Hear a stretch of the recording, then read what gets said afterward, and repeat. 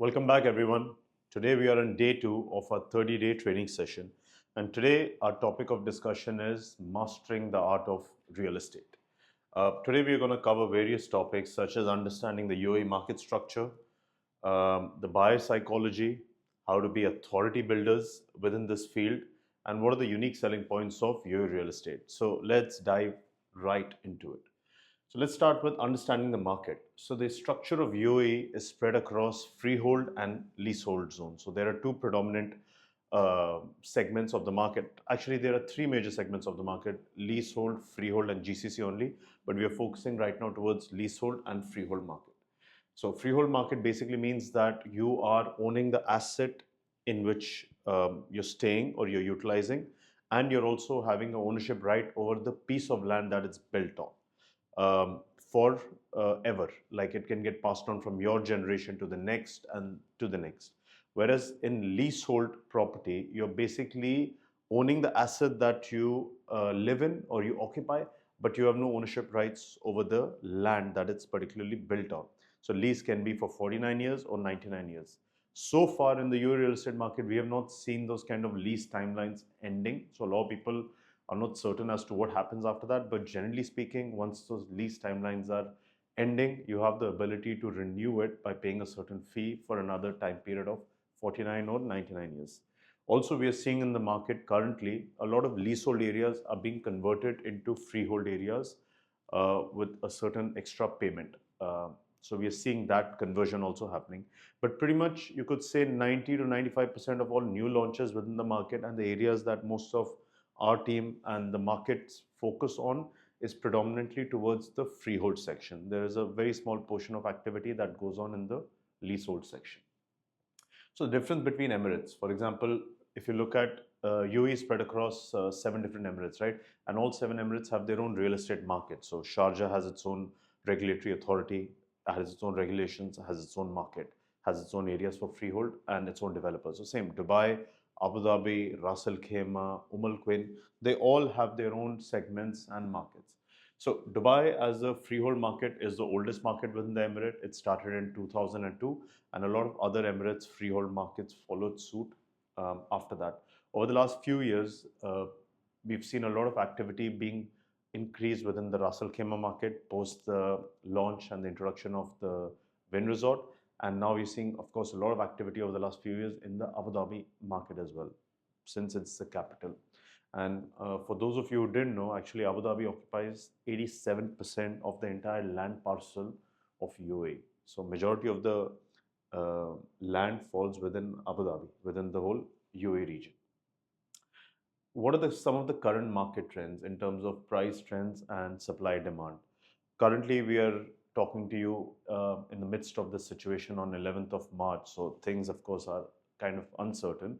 But if you just trace back a couple of weeks and how the market has been performing over the last few years, we've seen supply, of course, coming through at a steady pace as well, but the demand also increasing aggressively. We've seen a lot of people coming in from other parts of the world, shifting to Dubai, coming and looking at jobs over here, business owners who've been predominantly at remote work, moving um, people with large scale businesses from Asia and Europe, moving members of their family over here and having a setup over here, opening up their offices, opening up bank accounts, sending their kids to school over here, buying assets, buying properties, investing into the region as well, and taking the golden visa, of course. That's been one of the biggest drivers pulling people in. Now, in terms of ROI range, now that's one of the more attractive points for investors, that Dubai offers a significantly higher ROI when you compare it to other metropolitan cities in the world, which have, if not the same, at least up to a level of standard of living that this region has. I mean, Dubai in its current stage doesn't have any exact apple to apple comparison in terms of the standard of living, the safety, the growth, the no tax element, the accessibility to the rest of the world, the languages that we speak over here, the culture mix that we have over here. There's no other place in the world which offers the best of the best of all of these elements, right? But if you compare it to places like London, you compare it to New York, you compare it to Mumbai, you compare it to Sydney, you compare it to Tokyo, you compare it to Paris, you compare it to Miami, you compare it to a lot of other regions which are basically either the part of the financial capital of the world or have a very high inflow of tourism or are in a growth phase, a lot of these regions offer you much lower ROI than Dubai offers. In most of these places, because you have tax on your rental income and the asset values are quite high, your rental range or ROI is not above 2.5, 3.5%. In Dubai, you can still, in many areas, if you look at prime areas such as your downtown areas, you could still get a great ROI of 6.5, 7%. And if you go to certain external areas as well, your ROI range can go up to 9.5%. And if you look into commercial assets as well, such as warehousing, your ROI could go up to 12 to even 14% in some cases. And it's all tax-free income, right? There's no tax on rental income and there's no tax on capital gain. So that ROI element helps and attracts a lot of investors to this particular market because one is our current mortgage rates are, of course, hovering between, you could say, 3.5 to 4.5 to 5%, depending on your application, depending on if you're a business owner or if you're a salaried individual, and your rental income is considerably higher than that. So in most of the cases, when you're investing into a property, uh, you're still taking home a certain portion of the rental income even after paying out the bank interest rate. And you don't get that in many other parts of the world. So talking a bit about property types and inventory. So some of the major property categories that we work under and majority of the market focus towards is apartments, of course. Close to, you could say, 65 to 70% of the launches and the supply is centered around this category of apartments. Then comes villas and townhouses. So about 15 to 20% of the inventory and the launches and the supply is centered around this segment of villa and townhouses, which, by the way, over the last 3.5 to 4 years have seen some of the most significant gains post the COVID era. And there's a less kind of movement when it comes to tenants as well, and less resale happening between these kind of properties. Because you see the apartment category, especially when it comes to studio and one bedroom, are predominantly entered into and bought by investors who are either looking to resell them or who are either looking to rent them. But when it comes to villas, specifically bigger size and bigger ticket size villa, when you go 4, 5 bedroom and above, and you enter a category of 10 million, 15 million, 20 million assets, those are bought more so by end users. And sometimes, if they're bought by investors who are attracting tenants into those tenants are also large families, so they don't tend to move out very often. So, less churn rate and more long-term tenants. Whereas the townhouse segment is a perfect mix between the two, because the ticket size within the townhouse segment starts at a lower level. Previously, it used to be at starting at 2.5 million. Today, most probably your entry point into even townhouses is going to be 3.5 to 4 million. But that segment is still very attractive for people who are looking to resell it upon handover or people who are looking to maintain it for rental income. And of course, commercial units, which of course covers another, you could say, 10 to 15% of the supply and the launch allocation that we have within our market. So commercial units are spread across offices, retail shops.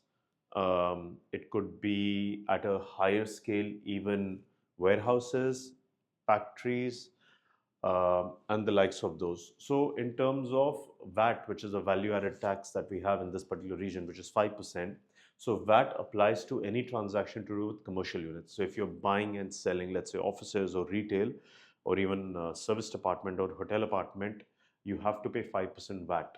And for example, if you're owning commercial assets and you have a certain threshold of rental income, which is about 100,000 US dollars or 365,000 dirhams in a year, if your rental income generation through your commercial assets is over and above that, then you have to be a VAT registered individual and you have to collect VAT on that income and pay it forward to the authorities.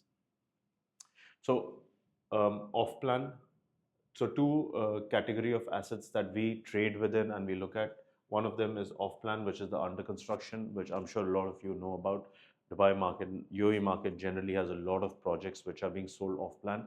One of the main reasons is, like we discussed in the previous chapter, we are still a relatively newer market. We're only about 24 years old when it comes to freehold as compared to a lot of other parts of the world. So there's a lot of land parcel available, a lot of new communities being developed. There's a lot of demand as well for new properties. Hence, there are a lot of off-plan launches happening within the market. So off-plan launches are predominantly developers acquiring a piece of land, either developing a community or an individual tower, and then they release units to the market wherein buyers have the option to book the unit of their preference and pay through a payment plan provided by the developer. And they typically get the handover of these kind of properties within 2 to 5 years, depending on the developer, depending on the community, depending at the time at which you purchased. So you have the option to pay it in installments. You can, of course, resell it during the construction time period, depending on what the developer's regulations are. And once it's ready, you can take financing on them. Or in some cases, for certain developers, there is access to even off-plan financing during construction phase. And of course, the second type is ready properties. Those are sold in the resale market. So typically, ready properties require you to obtain listings on them, put them up on the property portals that we have in this region, primarily Property Finder, Bayut, and Dubizzle, and attract buyers or tenants through that, and then do the viewings with them, do the showings with them, and then negotiate between the buyer and the seller in order to close the transaction. One major difference between the two elements, if you see in terms of how transactions can be done, be it either developer sales, which is off plan, and secondary market sales, which is resale. For any kind of developer sales, your client doesn't actually need to be present in Dubai. So they can initially pay the depositor into the developer's escrow account through bank transfer from whichever country they're banking in. And all the documentation in terms of booking forms, payment plan, even SPA, all the signing of these documents is digital. So their physical presence in Dubai is not required. They don't even need to have a bank account in order to make that purchase happen. They can directly transfer from their account into the developer's escrow account. So the procedure is quite smooth and doesn't require the individual or your client to travel to Dubai. Whereas with resale, with a secondary market sale, your clients are required to be within the country. Ideally, they should have a bank account in place as well, because once you've negotiated the price between a seller and a buyer, your buyer is required to issue a 10% deposit check under the name of the seller that's held by the agency and sign the contract. So ideally, they need to issue a deposit check from their account or from a third party account as well, if they can get that support. Secondly, when the transfer is to happen, both parties physically need to be present in the trustee office in order to transfer the property, and the buyer needs to issue a manager's check from their bank account with the entire funds in place. So ideally speaking, the funds should be in a bank account in Dubai through which they can issue a manager's check. Now, of course, both parties have the option to assign a power of attorney to represent them on their behalf. So yes, in some cases, they might not physically be required to be in the region in order to do that transaction, but them or their POA assigned has to be there in person in order to complete that transaction. Whereas in the case of off-plan sale, the client doesn't need to be in Dubai whatsoever. The entire transaction is happening remotely. Now, moving forward towards the unique selling points of UAE real estate. So this is very important, right? That what are the reasons why a lot of people are focusing towards the UAE real estate market? Why are they putting their money into it? Why are they investing over here? Why are they acquiring a golden visa? So UAE real estate market offers a dearth of benefits. So we're just going to talk through some of them. One of the main benefits is there is no capital gains tax on individual property sellers whatsoever. So you buy a property, you profit from it, whatever that profit may be, it all comes back into your pocket. There is no tax whatsoever locally that you pay as capital gains on your property whatsoever. So you keep 100% of your profit. There is no rental income tax whatsoever. Whatever rent you earn through your asset, through your property, it all goes back into your pocket. There is no tax that you pay for it locally within this region whatsoever. We have very high rental yields when you compare it to other parts of the world, as we've discussed, anywhere between 6 to 12% net rental yield. I'm not talking gross rental yield, I'm talking net rental income, money into your pocket. We have strong capital appreciation potential. The market has seen tremendous growth rate over the last 4.5 years. And even if you compare our market on a per square footage basis, we are extremely competitive to some of the more established markets out there, from where you're seeing a lot of people actually moving their money, their families, their businesses within this region. So we still have great potential for growth in the future. There's a lot of infrastructure investments being made by the government. And that's a very, very important point, right? Like you can, for example, have the most elegant and the most high tech and the best looking building in the middle of nowhere. But if there are no roads around it, if there are no hospitals around it, no retail facilities, no parks, no schools, no highways, no public transportation systems, it will never really grow um, to the potential that it should. Whereas in the UAE, the infrastructure spend and planning is absolutely tremendous. I mean, the UAE government has planned itself for even 2040, where they want to reach in terms of infrastructure. I mean, we've been in this region for such a long time. It's incredible. Some days, if you travel to a different country and come back to the region within few weeks, we see a new highway or a new road that has already been built, and you don't even realize when did the work start and when did it end. That's how quick they are. They notice that, oh, a certain area is having a lot of traffic and a lot of congestion. They come out with an immediate action plan. How do they rectify it in order to ensure that it is in the best interest of the residents of that particular area? So the infrastructure spend, I mean, the hospitals that we are building, the schools they're making, the retail facilities, it's absolutely incredible, and that adds a lot to our asset value. That's a very important point. Another few important elements that we feel are a great positive for the Dubai region is its proximity to the rest of the world. So, if you look at it from a location perspective, roughly one third of the world's population is accessible to UAE within a 4-hour flight radius. Within a 4-hour flight, we can access one third of the world's population, and two-thirds of the world's population is accessible to us within a 7-hour flight radius, which is incredible, right? Like you could have a business operating out of North America, Middle East, and Asia.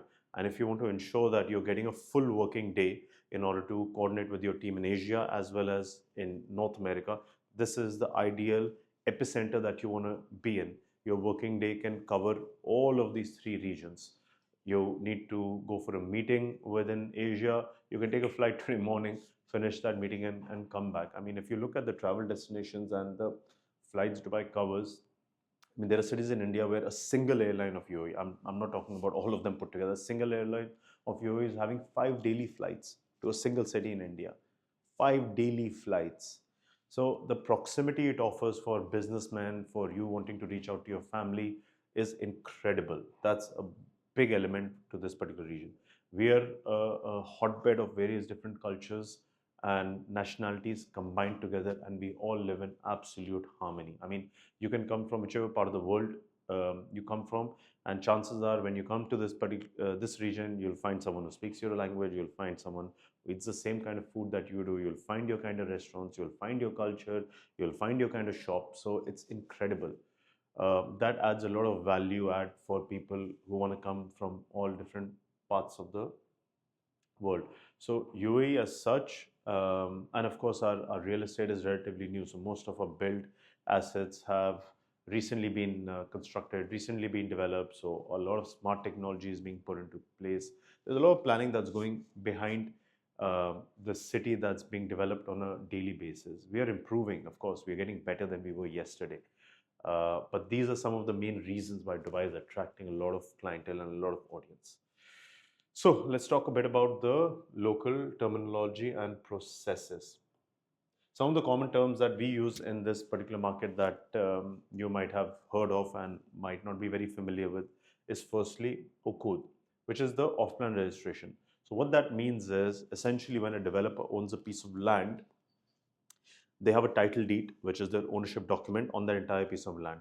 Now, if they want to register and start a project, firstly, there are two requirements that any developer needs to fulfill in order to start a project. And this is very important because this adds to the safety element and the security factor for any kind of investor. Number one, the land needs to be fully paid up and owned by that particular developer, fully paid up and owned by them. Number two, they need to put in place a 30% bank guarantee of the construction cost of that particular project into an account before they can even start to sell the very first unit. That means the land is fully paid up by them. So probably 30 to 35% of the entire project cost, project revenue is already deployed by them on day one by owning that land. Number two, by having to put 30% as bank guarantee of the construction cost. Another 15 to 20% of the entire project value has to be deployed by them. That means on day one, any developer launching a project or selling a project in Dubai has essentially already invested 40 to 45% of their own equity into that project on day one itself. That means their profit realization can only now come in once the project has been completed. So more than the investors, now the developer is keen to ensure that the handover timeline is met, because that's when their entire profit realization is happening. So considering that these two requirements have been fulfilled, now the developer can start to sell the very first unit.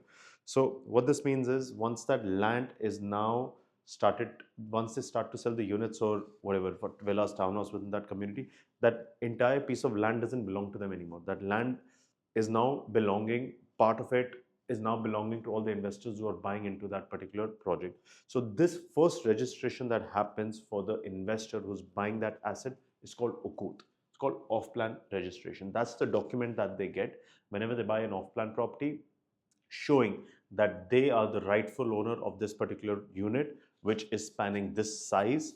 It's built on this plot of land in this particular location, and this is the developer that sold it to them, and this is the buyer's name along with their Emirates ID number if needed, and all of those information. So that's the first document that they receive. Second thing is SPA, sales purchase agreement. So once you've bought that particular, booked that off-plan unit, so you sign a booking form with the developer, which has your contact details, your um, uh, ID details such as your passport, your Emirates ID, your local address, the unit details, the pricing, the number of parkings you're getting, the exact sizing of that unit, the developer's escrow account details, and signed by you and the developer both. Second thing you'll be signing is a payment plan, which depicts exactly, okay, this is the payment plan upon which by date or by construction milestone you're going to have to make these payments, signed by you and the developer. Third could be the floor plan, that you see exactly how the floor plan is and you sign that off. Fourth could be the KYC document, know your customer document, which talks about your source of wealth, your source of funds, and where do you work, on all of those things.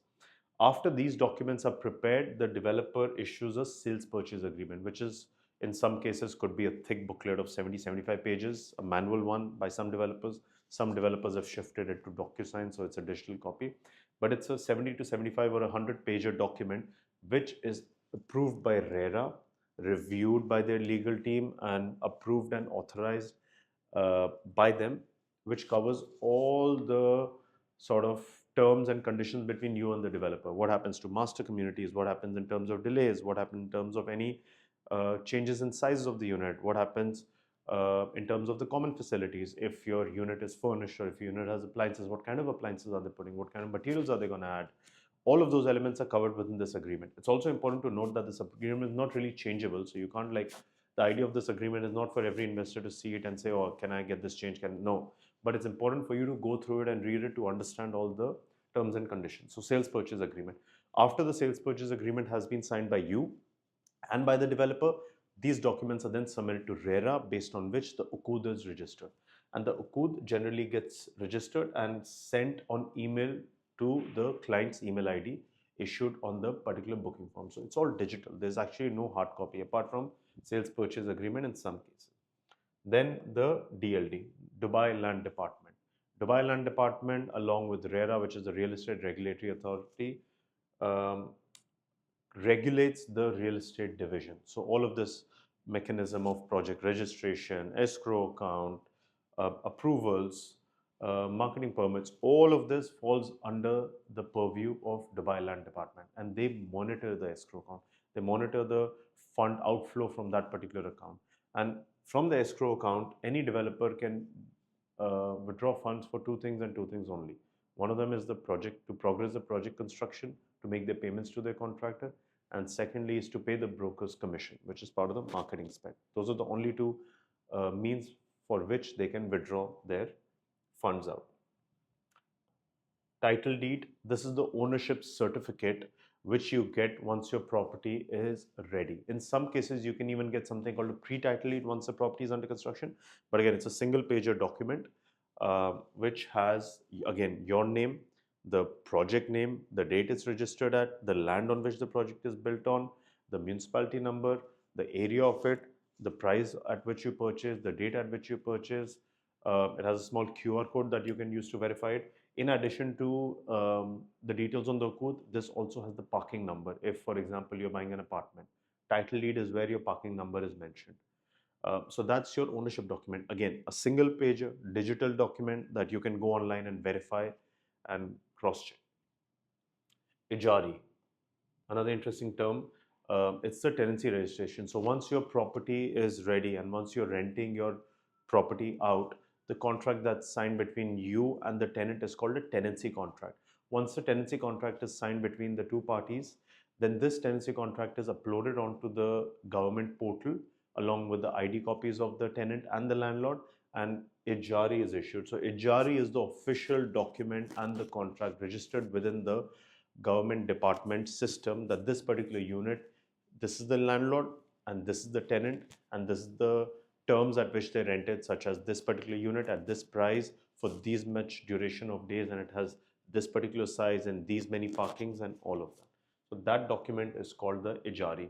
In UAE, for many tenants, having a ijari also allows them to um, invite their family members over to UAE and invite their guests also over to UAE if need be and get their visas as well. It's important to note that a tenancy contract and a jari can only be issued in Dubai to residents. You ought to have an Emirates ID and visa in order to be able to sign a tenancy contract and have a ijari registered under your name. It's very important that you are fluent in the language of UAE real estate because that's what builds um, authority and confidence when dealing with your clients. You ought to know these kind of terms. There are more than this, of course, but to start with, you ought to know these kind of terms in order to really build that credibility with um, your clients. In this part of the world, we of course see two different category of clients, one being the end users and one being the investors. It's important to understand how do you cater to each category of client. An investor might be buying a property because they want to flip. An investor might be buying a property because they potentially want to rent it out and generate a rental income operating asset. They might be buying a property because they feel like over the next 5 or 10 years they will have significant gains out of it, at which point they'll decide, do they want to exit it or do they want to utilize it. So how you cater to them, what property you offer to them, where exactly do you guide them on the exit is very important. An end user, on the other hand, might be buying a property for their family to live in, so it might be significant to them to look at exactly where the schools are, where the hospitals are, what's the proximity of that property from their workplace. So before you start to offer or cater to any kind of properties to your clients, the most important thing you have to understand is why they're buying. What is the purpose behind their purchase? Why are they doing what they're doing? And once you understand what that purpose is, then it's your job to advise them on how to fulfill that purpose. That's exactly what your clients are looking for. They're not looking for you to be intermediary between, okay, take me to this developer and get me this unit book, or just show me this particular unit, and if I like it, that's it, great, let's sign the contract. No, they are looking for your advice as to my requirement is this, the purpose I'm doing this is this, I would like to fulfill this out of my investment. How do I achieve that goal? This is where our role comes in. We are taking them from point A to point B in order to achieve their financial goal. This is the work that we do as advisors. And it's important to build authority, right? So our advisors or our team members who code data, trends, and infrastructure plans position themselves as advisors, not as salespeople. And that's what we all want to target to be. We don't want to be salespeople. We don't want to be selling. We want to be advising our clients, even if it means that we are advising them against an investment or we are advising them towards it. But the idea is that we want to guide them. We want to take them through and fulfill their particular requirement. And we do it through quoting data, through trends, and understanding. If, for example, you're guiding your client about a new project in a particular community, or you're guiding your end user to buy a house for themselves and for their families to live in a certain area in Dubai, it's very important for you to know exactly what's going to happen in the last 5 years. With, of course, the data that you have access to, any kind of new pharmacies coming in, it's important for you to know. Any new school or highway being developed, it's important for you to cater that information to your particular client. Is there going to be anything else that is going to come into that place which is going to have a positive impact on their particular investment? Or is it gonna, if for example you're selling a unit with a certain view, and if you're aware that this view could potentially be blocked after some time because another project is already planned, built, and yet to be announced, that it's important for you to share that kind of information. This is the critical information for which the clients are dealing with you. This is the reason why they're dealing with us. So that's very important to understand. So I hope this session covered for you a little bit about mastering the art of your real estate market. And we're going to go into depth about all of these topics in our future days. And once again, if you have any particular questions on the topic that we covered today, please drop them in the comments and I'll be sure to answer them personally for you. Thank you.